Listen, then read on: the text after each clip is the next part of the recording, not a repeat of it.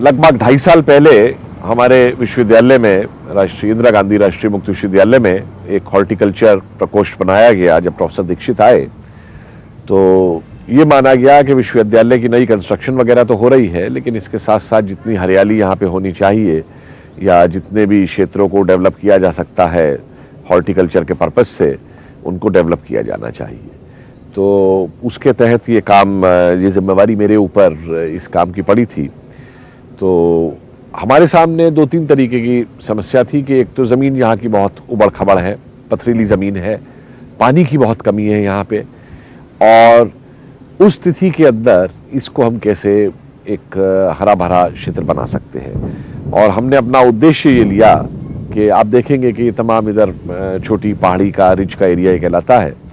तो इसमें उद्देश्य हमारा ये है कि इसको एक मिनी हिल स्टेशन के रूप में दिल्ली के इसको हरा भरा किया जा सके।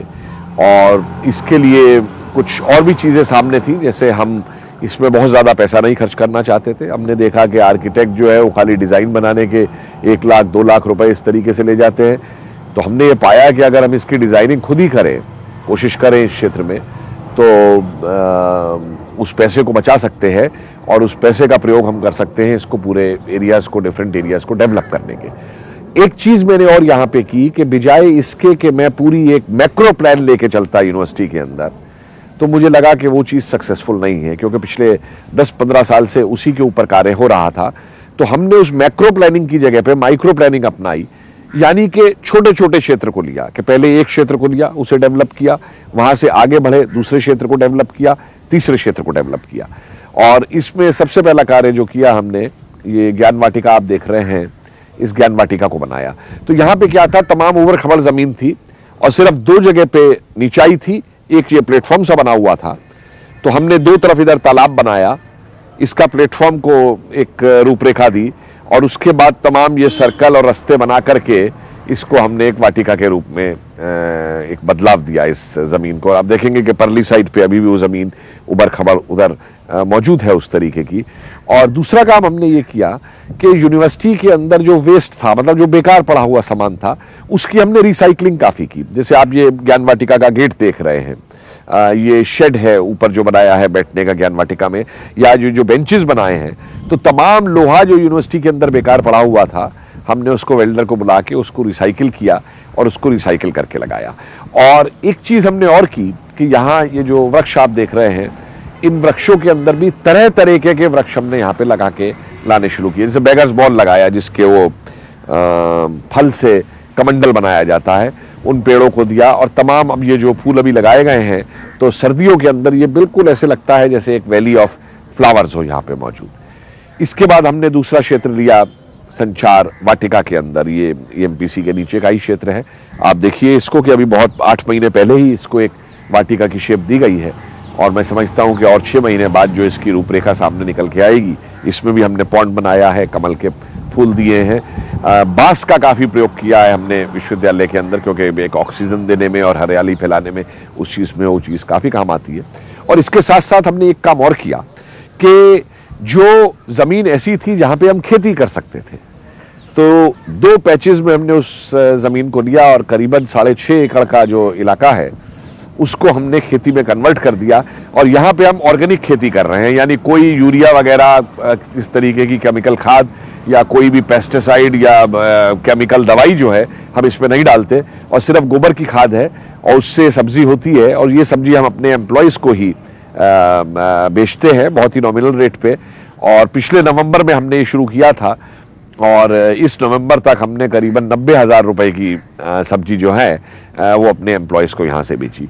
इसी के साथ साथ हमने मैसिव तौर पे फ्रूट प्लांटेशन भी लिया है, कम से कम 200 आम के पेड़ लगवाए हैं, 200 नींबू के पेड़ लगवाए हैं। इसके अलावा माल्टा, मौसमी, कीनू, आड़ू, कुछ जगह बादाम का पेड़, फालसे का पेड़, इस तरीके से अलग अलग उनको लगवाया, कटहल इस तरीके से लगवाया।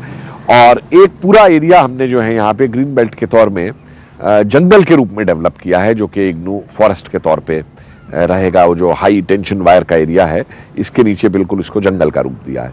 इसी तरीके से रेजिडेंशियल कॉम्प्लेक्स में आके हमने, आप देखेंगे कि रेजिडेंशियल कॉम्प्लेक्स हम जहाँ ये एंटर करते हैं, वहाँ एंटर करते ही ये दाएं हाथ के ऊपर इसको बिल्कुल एक नेचुरल पहाड़ी के रूप में बनाया गया। यहीं के पत्थर इस्तेमाल किए गए और इन छोटी छोटी पहाड़ियों पे लोग पहले डरते थे आने में, इधर इनको डेवलप किया। और अब ये आजकल जो है हम ये सेंट्रल हिल जो थी यहाँ की, ये दिल्ली का असल में सबसे ऊंचा स्थान माना जाता है, इसको अब हम डेवलप कर रहे हैं। आप ये देखिए कि आधी हिल ये डेवलप हो चुकी है और आधी का अभी सफाई हुई है, आधी में डेवलपमेंट बाकी है। हालांकि प्लांटेशन हम पूरी हिल में कर चुके हैं, लेकिन इसकी तमाम डिज़ाइनिंग हमारे अपने ही इंटरनल रिसोर्सेज से की है। और जैसे विश्वविद्यालयों के पास जब ये इस क्षेत्र के लिए पैसे की कमी होती है, तो एक बहुत ही नॉमिनल बजट के अंदर हमने इसको डेवलप किया।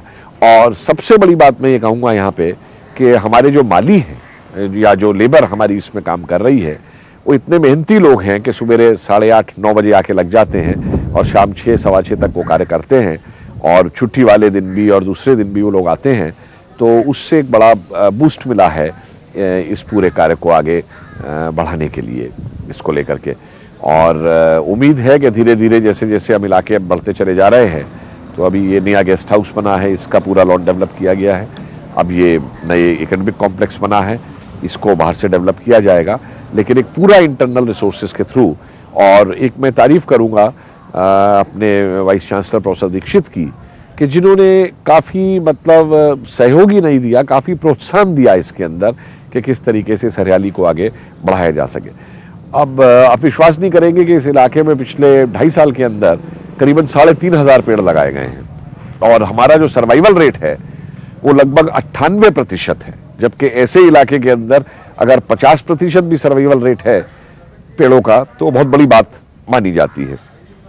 और मुझे उम्मीद है कि एक छोटे हिल स्टेशन, एक वैली ऑफ फ्लावर्स के तौर पे, और धीरे धीरे जो पानी का मैनेजमेंट है वो एसटीपी के थ्रू हो रहा है, एक एसटीपी और बन रहा है, तो हमें उम्मीद है कि ये क्षेत्र आगे जो है और ज़्यादा हरा भरा और फूल इसके अंदर होंगे।